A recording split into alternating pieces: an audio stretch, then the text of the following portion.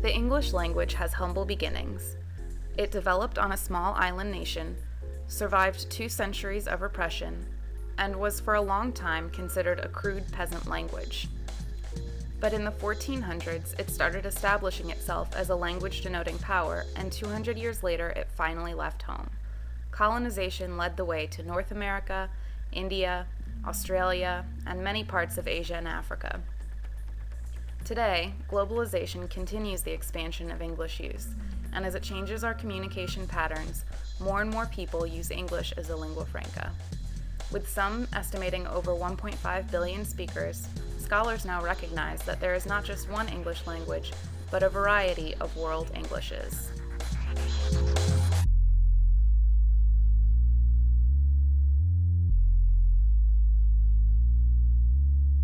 These diverse Englishes can vary in almost every aspect of language.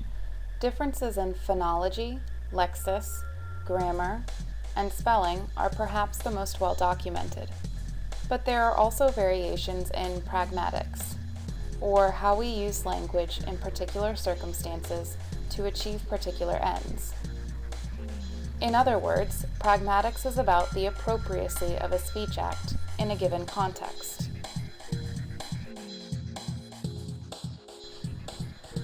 Researchers within the field of pragmatics often focus on how language is used to convey politeness. One of the most frequently referenced frameworks for politeness today comes from Brown and Levinson, who claim that politeness strategies are universal. In their model, politeness is conveyed through indirectness. Although the pragmatic norm in American English is to convey politeness through indirectness, Israeli English, which is influenced by pragmatic knowledge from Hebrew, does not necessarily follow the same norm. In Israeli English, directness is usually preferred in order to convey politeness. Researchers suggest that this may be because of pragmalinguistic and sociopragmatic transfer. In order to more closely examine these variations in American and Israeli politeness strategies, it is helpful to first consider the nature of English in Israel. Using his 3 circles model, Couture includes Israeli English in the expanding circle. In 1992, he estimated the number of English users to be about 4.5 million. That's 86% of the country's total population at the time. Israeli English is considered an expanding circle variety because of the domains of its use. While the official languages in Israel are Hebrew and Arabic, English continues to permeate many aspects of daily life in Israel, including the public school system, the workplace, and the media. The Ministry of Education in Israel recognizes that English is without question a global language, and accordingly requires English to be taught as a foreign language starting in the 4th grade. Although it is not compulsory to offer English instruction before then, many schools include English in their curriculum as early as the 1st grade. Because proficiency in English is seen as crucial for future success, the policies designed by the Ministry of Education emphasize English language learning. For many Israelis, gaining a command of English during their schooling pays off. English proficiency is seen as an asset in many work environments.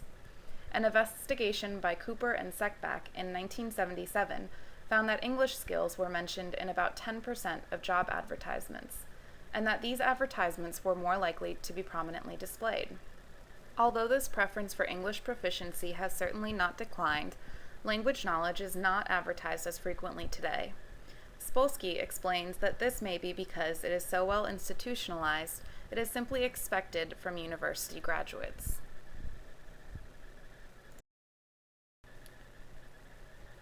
Exposure to English also occurs on a daily basis through television, radio, the internet, and other forms of media.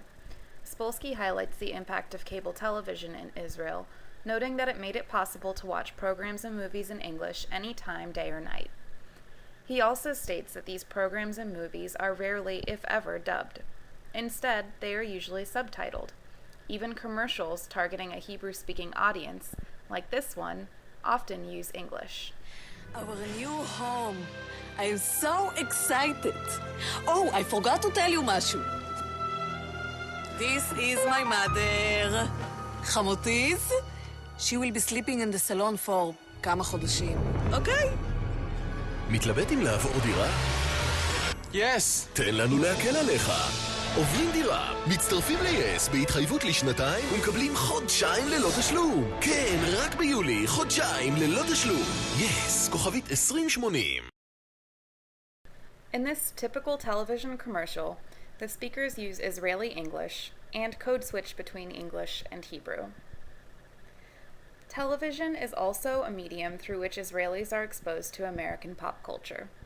The following video exemplifies how American pop culture infiltrates Israeli society, and that American pop icons receive the same celebrity status in Israel as they do in America. בפעם הראשונה בישראל, הראיון עם הגדול מכולם, ג'סטין ביבר! How are you, Justin? I'm doing all right. I'm pretty tired. I'm getting ready for the holidays. Yes. It's been a long summer and a long, year. So. Yeah. Did you know that you have so many fans in Israel? Kind of. Like I have a lot of Israel fans online that support me through Twitter and YouTube and Facebook and stuff. As Justin Bieber just alluded to, social networking sites like Facebook and Twitter are one medium of communication between Americans and Israelis, but there are many others. Communication occurs for a variety of reasons. The most notable reasons are demographic, business and trade related, and political. Demographics play quite an important role in Israeli society. Between 1961 and 2010, over 90,000 immigrants moved from America to Israel. All immigrants are strongly encouraged to learn and use Hebrew in all aspects of their lives, but a constant influx of new immigrants provides ample opportunities for contact with English-speaking Americans who are still learning the language of their new country. Tourism is another source of frequent communication between Israelis and Americans. On average, 23% of all tourists to Israel are American, and in 2010 alone, Israel saw over 600,000 American tourists. Business interests present another reason for communication. The following excerpt from a promotional video produced by Tel Aviv's U.S. Embassy illustrates why a growing number of Americans now conduct business with Israelis on a regular basis. Standing in Kiryat Gat at a technology park that houses factories of HP, Intel, and Micron.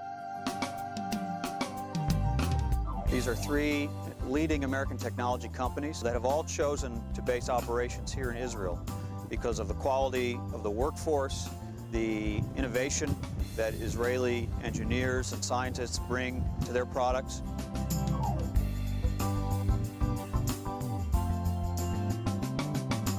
This is what we call the ROC room. ROC is the Remote Operational Center. From here we basically manage all the operations that are taking place in the fab itself. They're outstanding examples of the growing U.S.-Israel economic relationship. It's especially strong in the high-tech sector.